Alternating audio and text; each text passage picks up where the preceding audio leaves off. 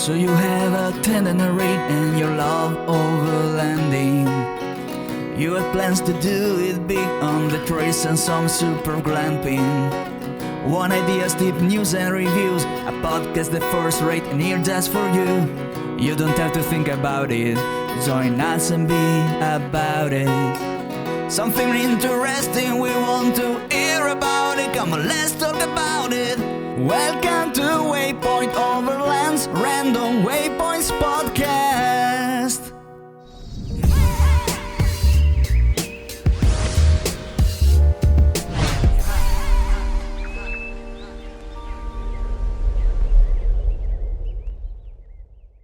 Sponsored by Midland, communication for every adventure. The industry leader in radio communication technology and innovation for over 50 years. Sponsored by MYMEDIC. Sponsored by TEMBO TUSK. Sponsored by Trail Rated Coffee Company. Always remember, the opinion you follow should be your own. Just consider the things stated here to be a second opinion from a complete stranger online. Hi, my name is Phil from Waypoint Overland, and you're listening to Random Waypoints. All right, so here we go. Welcome to another episode of the Random Waypoints podcast. We'll be doing an episode every week. So like, share, and subscribe. Hit the notification bell to make sure you don't miss an episode. This week, we discuss my travel plans to Alaska and some of the things that you can expect. So stay tuned for the whole show. But first, we're going to take a quick look at the news. In Canada, they finally have decided to drop testing requirements for vaccinated travelers on April 1st. This particular news is a major reason why the change in format for this particular podcast. Because they've decided to do that, it's allowed me to start to go full force in planning my trip to Alaska. Until those things were sorted out, I couldn't take my trip. So with that, everything is now full steam ahead. You're probably wondering, a lot of people went to Alaska, so why couldn't you go? Well, I wanted to go through Canada, and I wanted to go through the Yukon territories, and obviously COVID was an issue. So good news for me, good news for anybody who wanted to take a true overland trip to Alaska and not hop on a boat or finagle some kind of legal things. So now fully vaccinated travelers soon will be able to travel to Canada without presenting a negative coronavirus test. They eased the policies going into effect starting April 1st, and it applies to visitors who arrive by air, land, or sea. And they still, if you don't have your vaccinations, they still require you to, I think it's a 14-day holding or anything. So anyway, Canada requires travelers to upload their details of their trip and proof of vaccination online on their system called ArriveCam. So that's the news as far as Canada. The other news that I have for you is about the 2023 Mercedes-Benz Sprinter. Very, very popular vehicle in the overlanding community right now. Lots of rave reviews about how good a vehicle it is for overlanding. But now, with the 2023, they're swapping out the 3.0-liter V6 for the diesel 2.0-liter.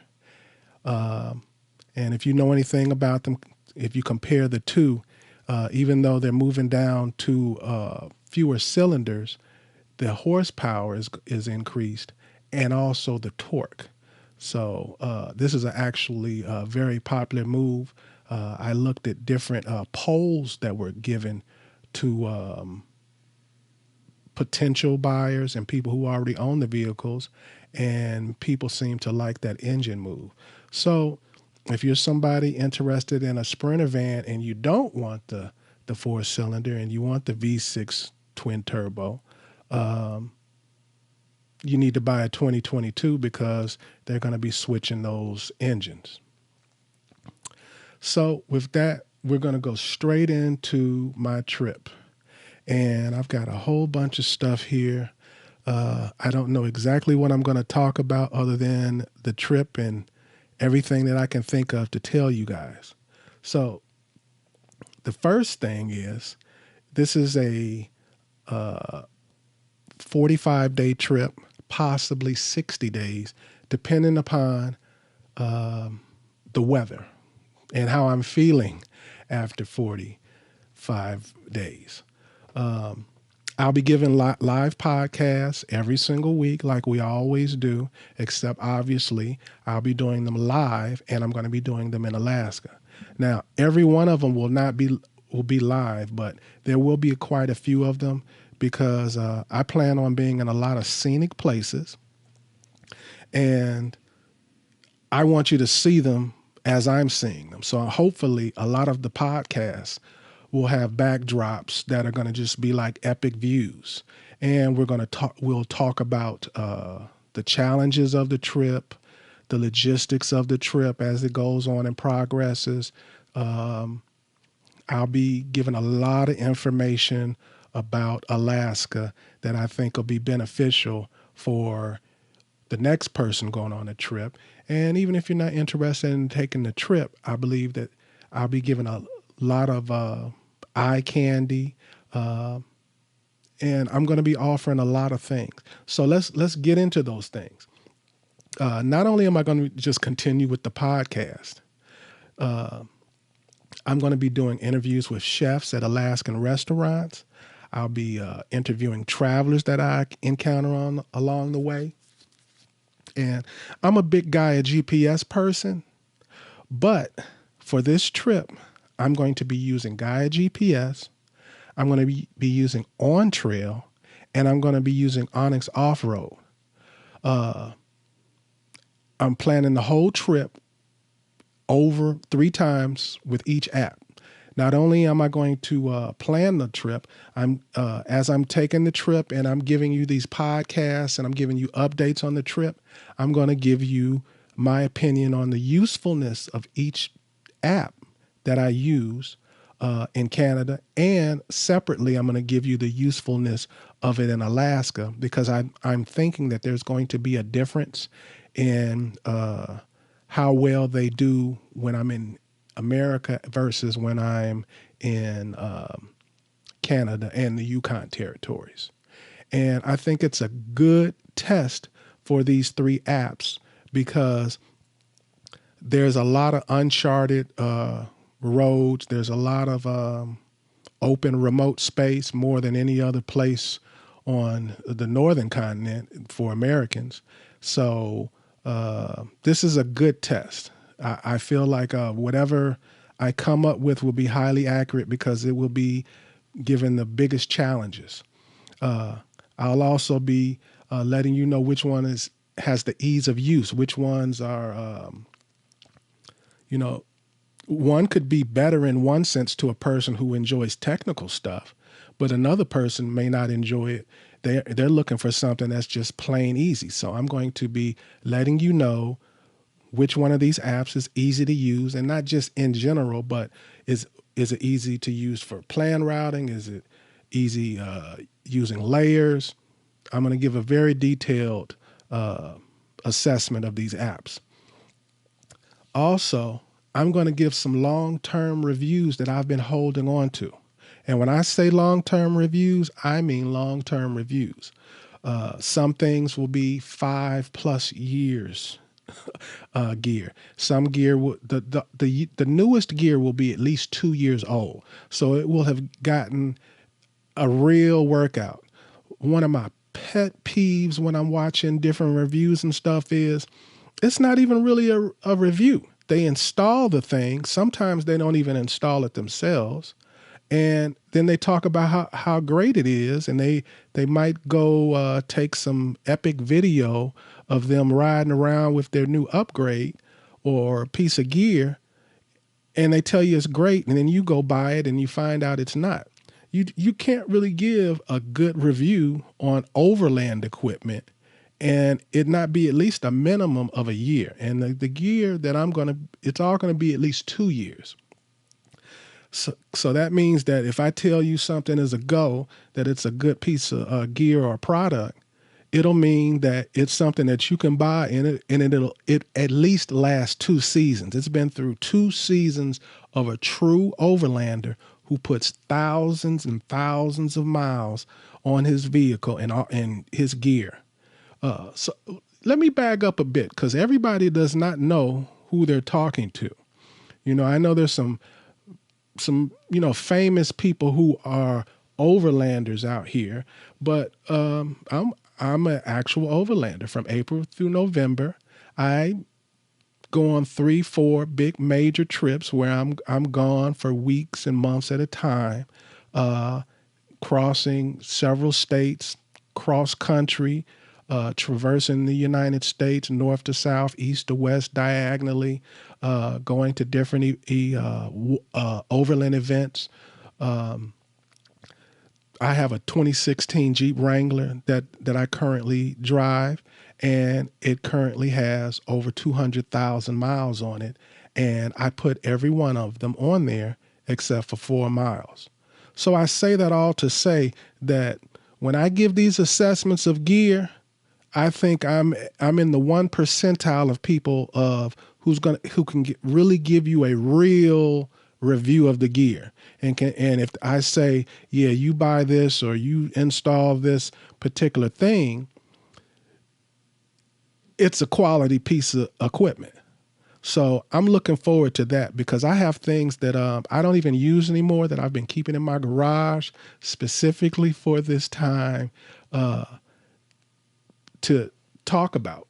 Because some things I'm not just going to talk about the gear I'm using. I'm going to talk about gear that I don't use anymore. And I'll just give you a brief example so you know what I'm talking about. Like, for instance, I'm pretty set on my kitchen and how I cook. I know what stoves and what forms of heating and I use, and I know what plates and all of that stuff.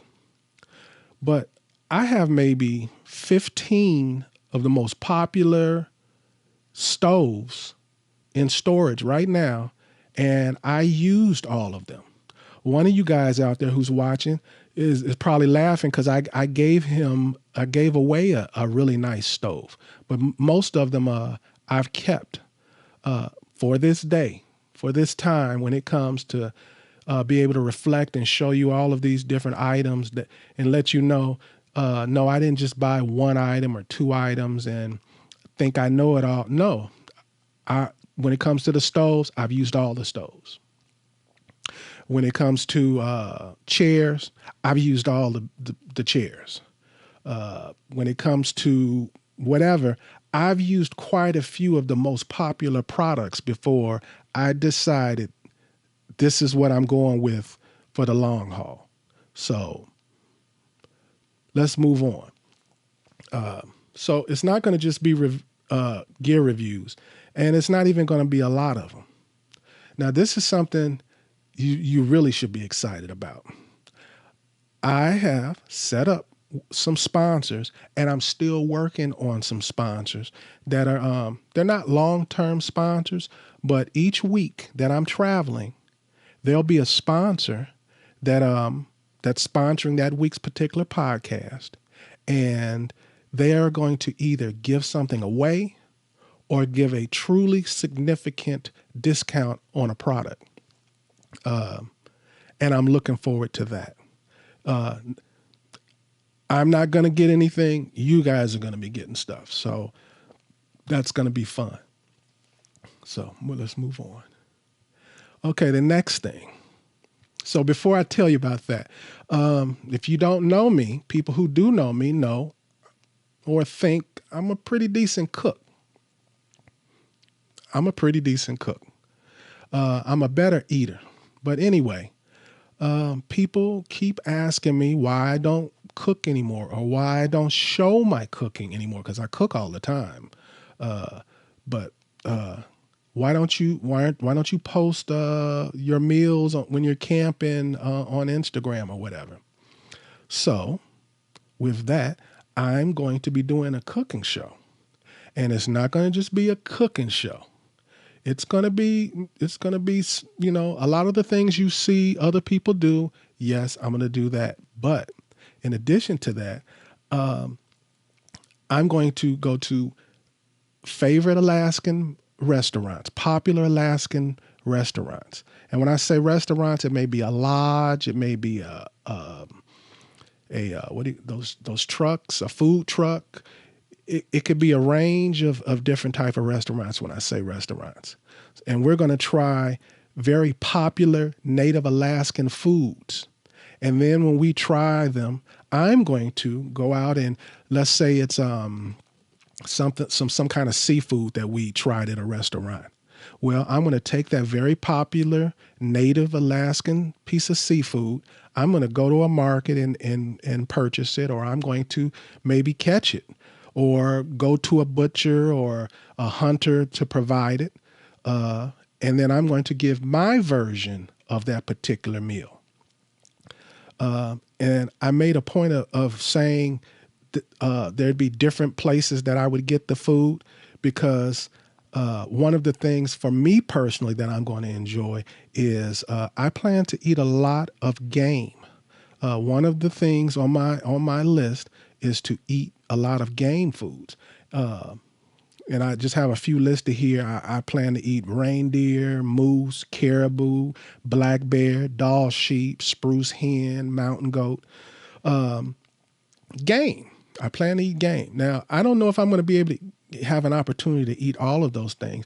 And one of the things I didn't mention is I want to eat whale blubber. I've had whale blubber before, but it was preserved, and I don't count that.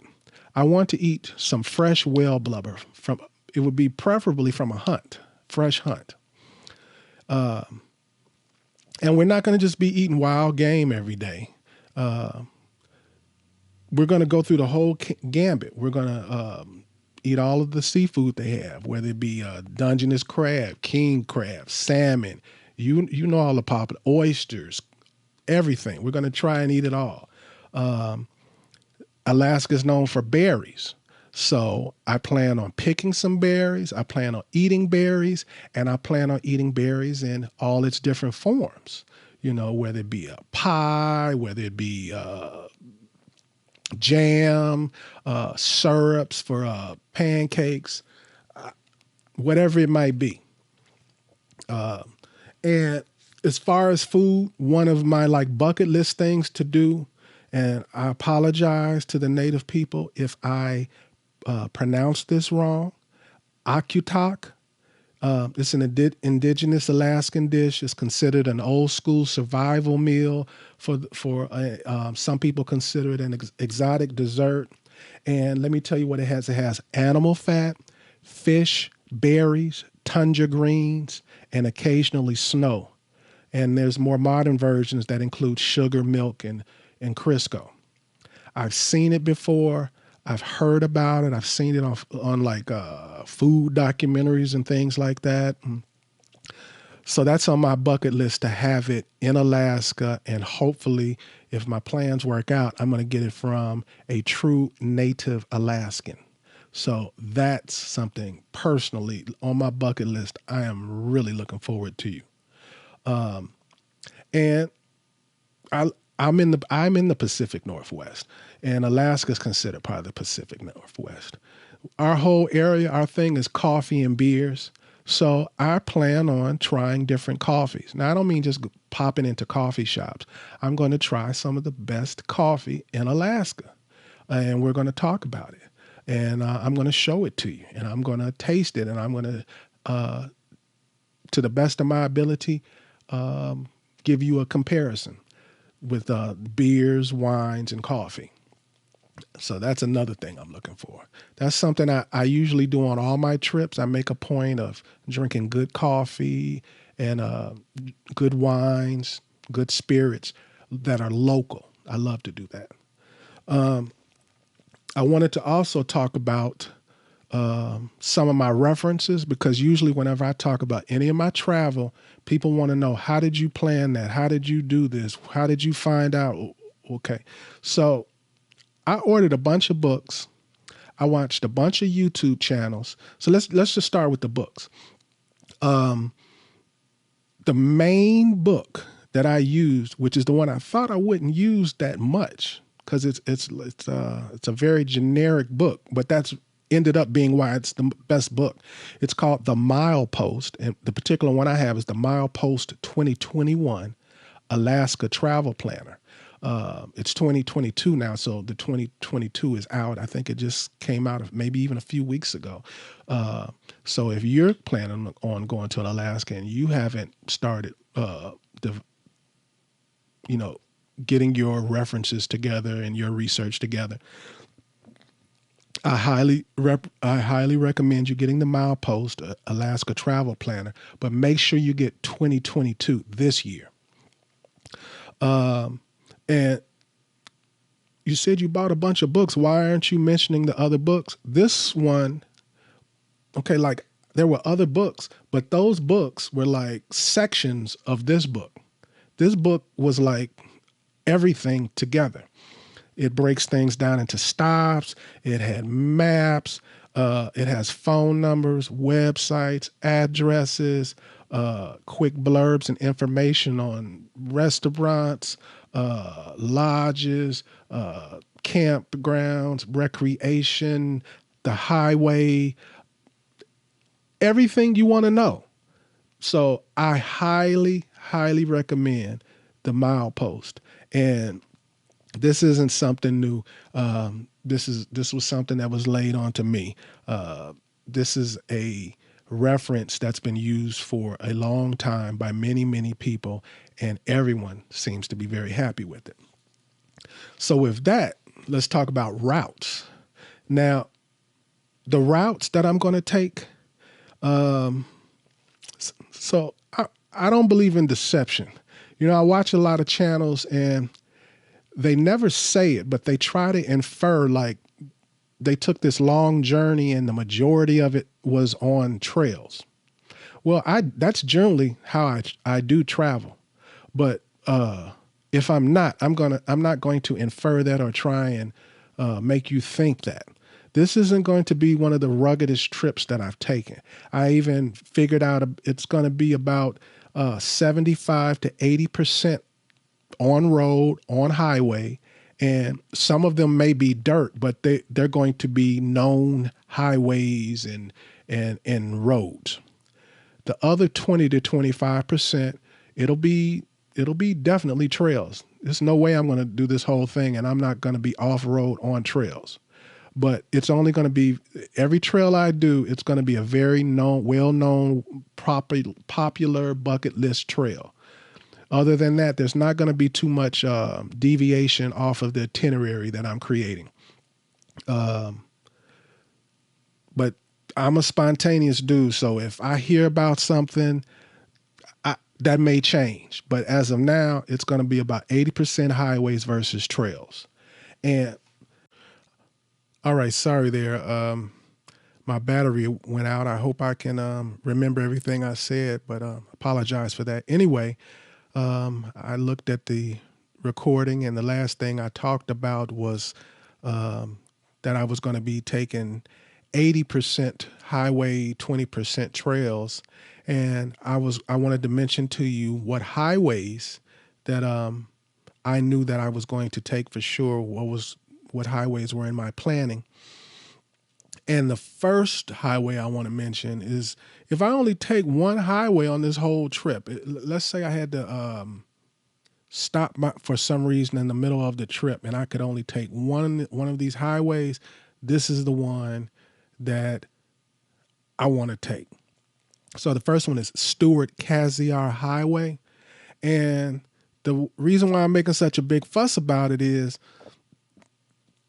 out of all the major highways heading up to Canada through the Yukon, heading into Alaska, out of all the different options and things, in my opinion, the Stewart-Cassiar Highway is the best as far as all that you get. First of all, it's the most remote one. So, it's not as much traffic, and that's relative. The other thing is you're going to a better chance of seeing wildlife. It's the road closest to the coast. I'm trying to do an outdoor remote thing, so that's the highway that falls most in line with that. When we talk about these trips to Alaska, a lot of people make it seem like it's more remote than it is. Well, some of these highways, if you take them, I mean, there's cities all along. You're never more than a couple of hours away from a city. So taking the Stewart-Cassiar Highway stretches it out more, makes it more remote, more enjoyable for me. But with that said, I plan on taking all those other highways. I plan on taking the Dempster Highway. I plan on taking the Dalton Highway. I plan on taking the Alaska Highway. And I'm going to enjoy them all, but the highlight for me is the Stewart-Cassiar. I usually hear like people when they're asking questions about what routes they should take or what roads are the best roads. I normally don't even hear people talk about the Stewart-Cassiar Highway. It's kind of astounding to me because it's such a big departure from the other ones. When I usually hear the debate, it's Dempster versus Dalton Highway. If you were to start typing in that name in Google, it would probably start, populating Dempster versus Dalton. And I plan on taking the Dempster. I plan on taking the Dalton Highway. But the highlight for me is the Stewart-Cassiar Highway, and the Alaska Highway is just necessary. So that's the main routes and stuff that I'm going to take.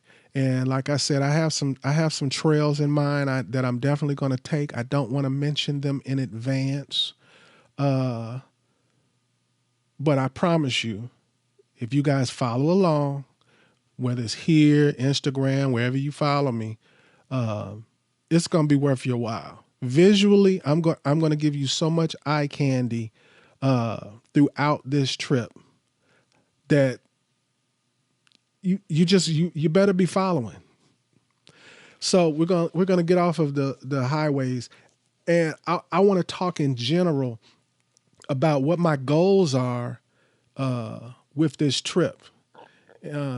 Usually, when people talk about trips, vacations, and stuff like that, they don't like using the word goals so much. It sounds like work. And to me, part of travel is work, especially the planning. Anyway, I always have goals, whether it's for me to do nothing. I have a goal. There's usually a theme and a goal to my trips, almost always. The theme I'm not going to disclose. You'll learn the theme of my trip as it evolves if you happen to come along. But my goals, I'm more than willing to share right now, and they're simple. The number one is I plan on photographing and filming wildlife. Lots of filming and photographing of wildlife. That's one of my main number one goals, and I'm going to share some of that with you. I have goals of filming and photographing whales, seals, sea lions, grizzly, moose, caribou, and anything else I can get my lens on. Lots of wildlife, hopefully. And I don't think that's going to be hard. And we just talked about it. One of my goals is to do some trails.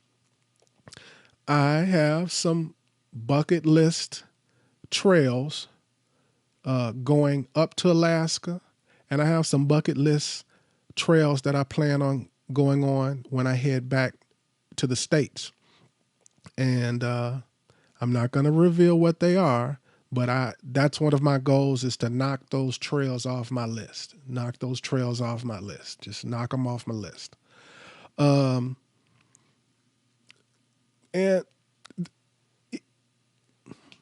this is always a goal in all my trips, but it's a goal to camp in scenic locations. One of my goals is to, as high a percentage of this trip as possible, to camp in very scenic locations. I want to see eye candy. This is all about eye candy for me. I want to wake up to a dream. I want to pull up to a dream. I want to have a campfire dream. So I plan on camping along a lot of rivers, a lot of creeks, a lot of dense forests, with a lot of mountain landscapes and backdrops. I plan on camping where there's a lot of beauty, and I plan on sharing that, so you'll see it. I plan on eating a lot of local food. And when I say local food, I don't mean just local food. I mean local native food, food that has a long history in that state. I want to not just eat the local food. I want to eat the meals, the recipes, the traditional things that they ate. So I don't know how much of that I'm going to be able to do. I have some things that I have planned out and coordinated already that I'm guaranteed to do, but I'm going to try and do that as much as possible throughout the trip, is to eat as much local food and eat local recipes. And with that, my other goal, and before I get into my other goal, I want to say something. A lot of times people travel, and I listen to people. They never leave the tourist trap. They never leave the airport. They fly where they're going to fly. They get in an Uber. They take the Uber to a hotel. They walk around a few square blocks of a city. If they reach out past that, they take a vehicle and go straight to a tourist trap and back to their hotel. And then they come back and feel as though they've had an experience in that land, and you really haven't. You do enough traveling, you will learn that most metropolises are all the same. The accents are the only thing that change, really. All the same. The only real travel that you did was physical travel, but you've done no traveling with your mind. When you travel, you should try to experience the locals.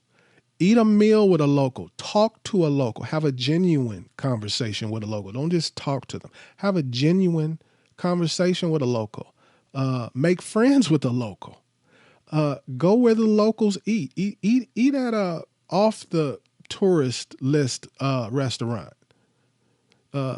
Befriend a baggage person, the taxi guy, the concierge. Find out where they go, where they eat. Talk to them. Experiencing the places you are versus visiting them are entirely different things. And I find that a majority of people, for one reason or another, a majority of their travel is the latter. So with that said, one of my goals is to experience all things authentically Alaskan and Yukon, mostly Alaskan. I want to interact with a lot of native Alaskans. I want to delve into the history of Alaska in a very unique way.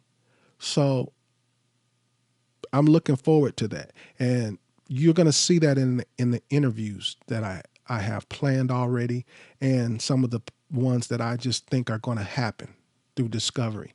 I'm going to share with you real people I think that you are going to find unique, that you'll find heartwarming, that you'll find that you get some form of a learning experience from in some way or another.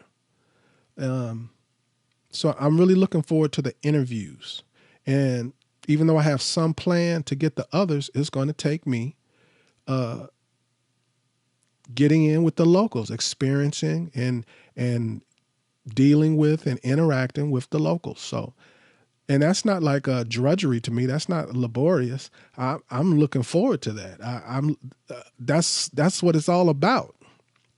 I don't want to go on a trip and all the places I ate are places that I could eat at anywhere around the world, or they're a chain or something. I want to eat somewhere where I plan on eating at a lot of ma and pop places, which won't be hard the more north I get. So that's one of my goals. And last but not least, I want to enjoy the landscape.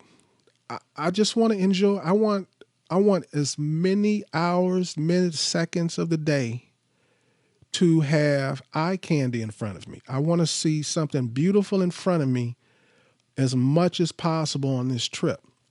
And I'm going to do everything I can possibly to do that, whether it be parking the rig and taking a seaplane or a helicopter ride. I forgot. I didn't even get into that. One of my goals with the wildlife thing is I want to take photos of the the brown bears on Kenai Island. So that's going to require a seaplane. But anyway, back to what I was saying. I'm going to do whatever it is so that I can have constant eye candy in front of me, whether it's taking a helicopter, a boat, a plane, hiking, whatever it takes. And I'm looking forward to it. It's not that far off, but it seems like it's far off. And I didn't list this as a goal, but as I think I have another goal too. I'm looking forward to the interaction with anyone who decides that you're going to follow along on what's to come. I'm looking forward to surprising you with some of the gifts, some of the discounts. I'm looking forward to talking to you about the gear and hearing what you got to say. That's the only reason why I'm on social media. Me being on social media started with I just wanted to share my journey, and I wanted to follow other people's journeys. So I'm going to do everything I can to make it enjoyable for you, and I know it's going to be enjoyable for me because I love getting out there and doing it, and I can't wait. So I've kind of given you a very general idea of this trip. But I want to tell you where I'm coming from. You remember the Food Network? I mean the old Food Network, the one before they had all these reality shows and these game shows and everything.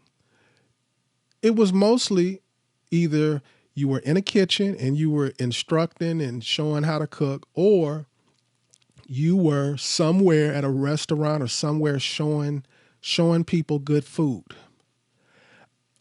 I'm going to give you a little bit of that old Food Network in some of what I'm going to be doing. I'm going to be going to restaurants that I promise you're going to have on your list once you get a chance to go to Alaska. And I'm going to cook food that is going to make your mouth water. So that's why I say, and it's going to be in a format that will be reminiscent, but it's going to be reminiscent of Food Network, but in a more outdoorsy, overlandy way. The other kind of inspiration, or I should say direction I'm taking in this is, if you followed me for a while, you know one of my inspirations early on in travel was Charles Corral. So you're going to see a lot of Charles Corral in the things that I do on this trip, such as the people I choose to interview. You know, I'm going to, trust me, you're going to hear from very unique, interesting people that you probably would have never, ever heard of unless I put a mic and a camera in front of them. So that's my Charles Corral thing. And I'm planning on taking you into some little towns that, you know, maybe you've never been to, that you were interested in seeing, just like Charles Corral. And if you don't know who Charles Corral is, I understand. He's not with us anymore. This is somebody I used to watch when I was younger. But if you do know who Charles Corral was, and you can go on YouTube and see, you know, what he did. He traveled basically across the United States, doing a TV show for CBS called The Morning Show. And he would travel in a bus, and he would basically see beautiful places and talk to interesting people. And that's the format of this trip. I'm looking forward to that. Now, what I would like is to hear from you, however you get in contact with me. But I would like to, and probably the best way is down in the comments, or if you're over on Instagram, to DM me or comment on Instagram. But if there are things that you are interested in knowing about the prep for this trip, let me know what that is, because there's a lot of prep for this trip. I could theoretically just grab a few bags, a few boxes, and I could go take this trip. So logistically, it's not that much to do, but you know how we are. I'm going to do a whole bunch of stuff. I have some mods I'm going to do, some upgrades I'm going to do. And if you're interested in knowing what those things are, what are my processes and procedures, and how I go from this point to the start of the trip, let me know, and I will see what I can do. So I'm trying to make sure that I think this is the first time I've been on here where from beginning to end, I'm not reading something, or I haven't practiced something verbatim so I don't make a mistake.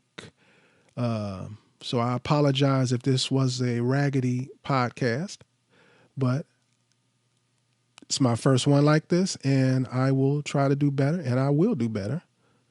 And with that wraps up this episode of the podcast. I'm not going to hold you any longer.